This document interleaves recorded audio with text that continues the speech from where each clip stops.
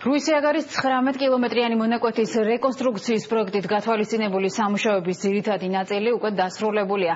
ამ ეტაპზე გზის მიმდებარედ მდინარის ნაპირსამაგრის სამუშაოები და ქვაყრილების მოწყობა მიმდინარეობს. რუისიაგარის საავტომობილო მონაკვეთზე 11 კილომეტრის მშენებლობა გასულ წლებში დასრულდა, სრული რეაბილიტაცია კი მიმდინარე წლის ბოლომდე მოხდება. ასე მსოფლიო ბანკის ფინანსური მხარდაჭერით უკვე დაიწყო ზემო ოსიაური არგვეთას მონაკვეთის ტექნიკურ-ეკონომიკური შესწავლა და ზემო ოსიაური ჩუმათელეთის პროექტირება. რიკოტის საუღელტეხილო მონაკვეთის მიმართულებების განსაზღვრის შემდეგ კი აღნიშნული მონაკვეთის პროექტირებაც გახდება შესაძლებელი.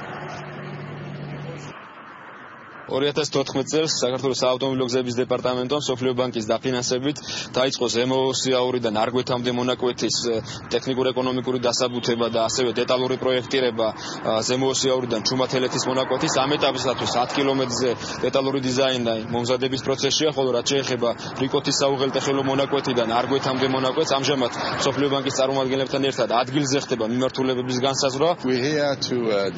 აქ იმისთვის ვიმყოფებით, რომ განვიხილოთ ზემო ოსიაურსა და არგვეთას შორის ალტერნატიული საგზაო გეგმა. ჩვენ უკვე ვნახეთ პროექტის დიზაინი და მივახციეთ შეთანხმება 10 კილომეტრიან მონაკვეთზე. ამჟამად ვაწარმოებთ მოლაპარაკებას გზის ბოლო 4 კილომეტრიან მონაკვეთზე, რომელსაც ძალიან მნიშვნელოვანი სტრატეგიული გავლენა ექნება მთელ სამ საგზაო პროექტზე.